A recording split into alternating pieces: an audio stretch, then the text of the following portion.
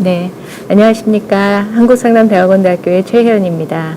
저는 지금 대학에서 산업조직 상담 전공을 맡고 있는데요. 산업조직 상담은 기업이나 조직에서 상담, 코칭, 진단과 교육 등 여러 가지 심리학이 기반이 되는 개입을 연구하고 교육하는 것입니다.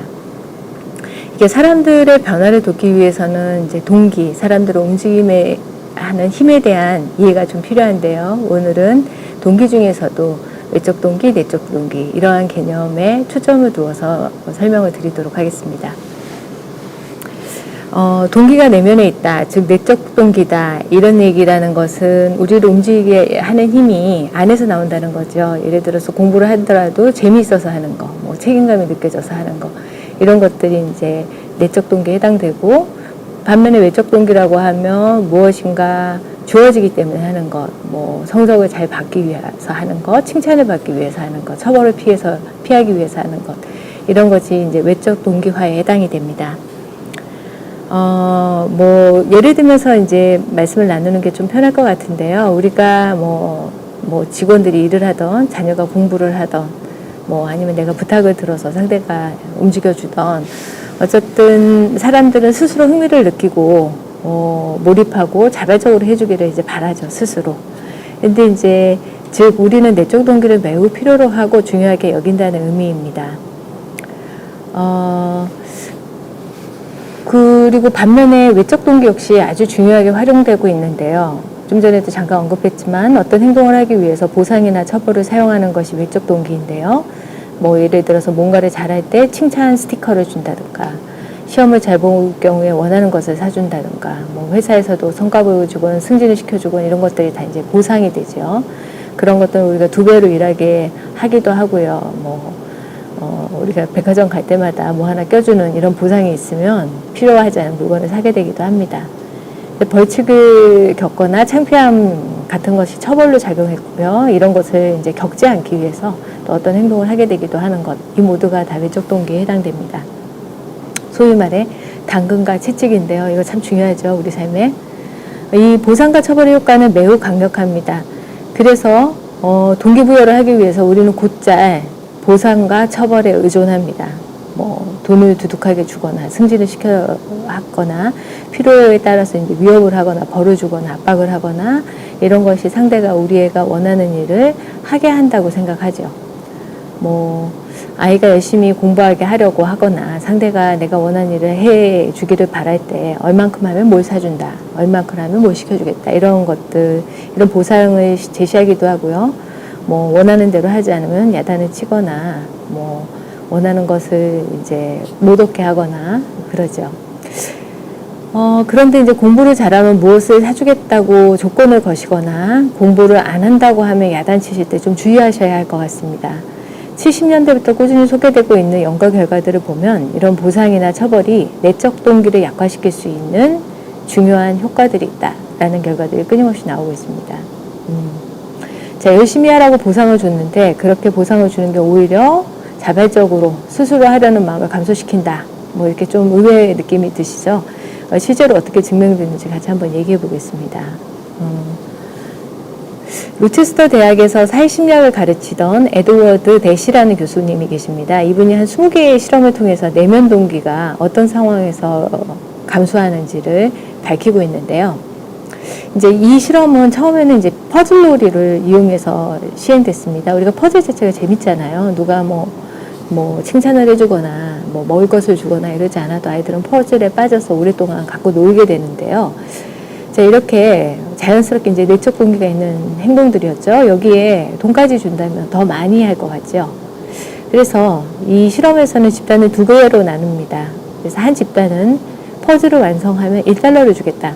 이게 1970년, 69년에 이루어진 거라서 이때는 $1가 꽤 큰 돈입니다. 그리고 한 집단에는 아무런 보상을 하지 않습니다. 30번 정도 아이들이 퍼즐놀이를 하고 나면 실험 조교가 잠깐 나가는데요.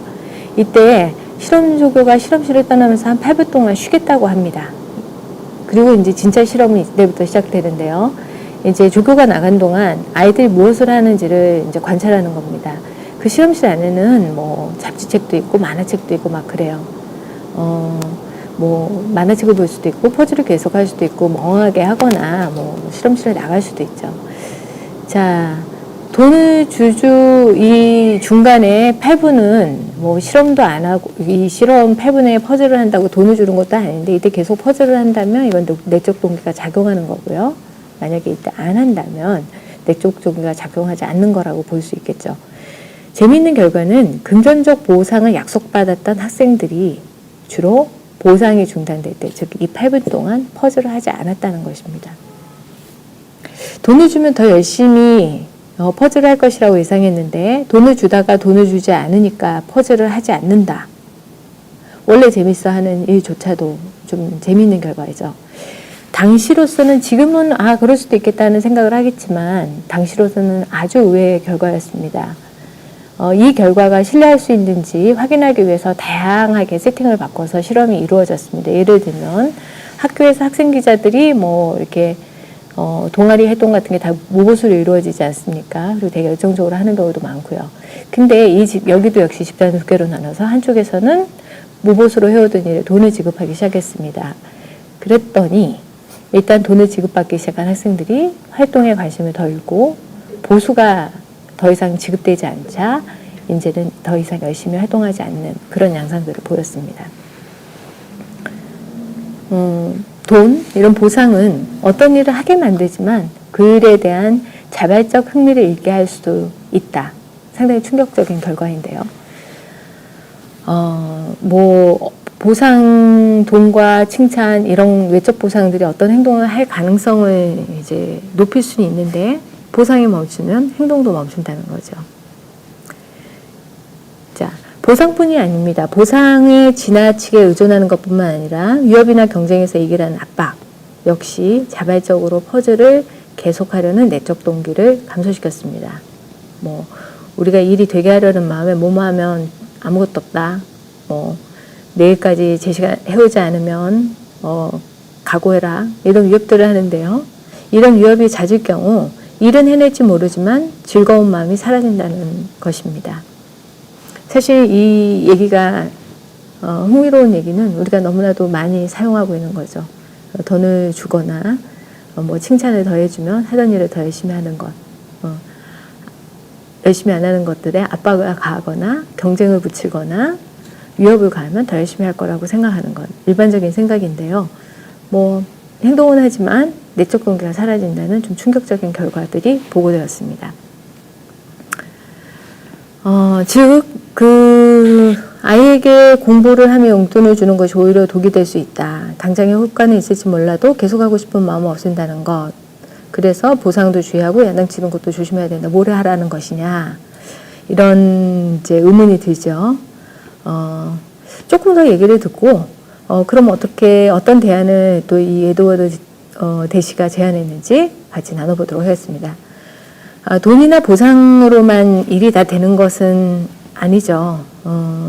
그 상대를 압박해서 일을 하면 단기적으로는 성과가 분명하지만 이후에는 시켜야만 일을 하거나 사람들이 일에 대한 흥미를 잃는다는 것을 느끼시고 대안을 찾는 분들은 많습니다. 이런 분들을 위해서 대시어 라이언은 어떻게 내적 동기를 손상시키지 않을 수 있을지에 대한 연구 결과들도 제시하고 있습니다. 첫 번째는 스스로 선택이 가능할 때 내적 동기가 유지된다는 것입니다. 그러니까 실험의 예를 보면 퍼즐 게임에서 한 집단은 퍼즐의 종류나 얼마나 가지고 놀지를 선택하게 하고 두 번째 집단은 앞에서 한 집단들이 한 그대로 따라하게 했는데 첫 번째 집단의 내적 동기가 유지되었겠죠. 공부를 하건 일을 하건 치료를 받건 무조건 시키는 대로 하는 것이 아니라 일을 하는 방법을 선택하건 치료 계획을 정하는데 참여하고 무엇인가 선택할 수 있대 그 행동을 보다 자발적으로 또 즐기면서 할 수 있다는 것입니다. 선택의 여지를 주는 것은 쉽지 않습니다. 그렇지만 상대가 스스로 동기를 가지고 전념하고 지속하기를 바란다면 같이 참여해서 자율성을 발휘할 여지를 마련해야 됩니다. 단, 이 경우 의사결정을 제대로 하려면 그에 필요한 정보나 지식이 있어야 되겠죠. 어떤 결과를 가져올 수 있는지에 대한 정보가 없다면 선택의 기회는 실수를 저지를 가능성을 높이고 부담감으로 작용할 수 있습니다. 예를 들면 아이들한테 유치원을 갈래 안 갈래 이런 선택을 기회를 주는 거는 아이들이 이 유치원을 가는 행동에 대한 많은 의사결정과 관련된 지식이나 그 이후의 결과를 감당할 수 있는 역량이 없다는 점에서 생각해 볼 문제입니다. 둘째, 보상을 어떤 의미로 해석하느냐가 보상의 효과를 달리한다는 것입니다. 보상이 특정 행동을 강요하는 수단, 즉 통제하는 의도로 받아들여질 때 보상이 일때는 이제 내적 동기로 손상시키지만 보상이 자기가 잘해낸 일에 대한 인정으로 받아들여질 때는 그 효과가 다르게 나타났습니다. 즉 내적 동기를 손상하지 않습니다. 뭐 어떤 식으로 실험을 했냐면 한쪽은 너 이것을 해야 돼 라는 통제 의도를 나타내는 방식으로 지시를 주고요. 다른 집단에서는 내가 그럴 생각이 있다면 라는 표현을 써서 이런 통제하려는 의도를 전달하지 않으려고 했습니다. 사람들은 통제 조건에서 압박을 느끼고 흥미를 잃었는데요. 통제의 의도가 없는 보상, 단순히 당신이 열심히 한 것을 인정한다는 뜻에서 준 보상은 부정적용을 미치지 않았습니다. 예를 들어 보면 부모님이 자녀가 본인의 뜻대로 움직여야 용돈을 준다고 자녀가 느낄 때 자녀의 자발성들은 떨어지겠죠.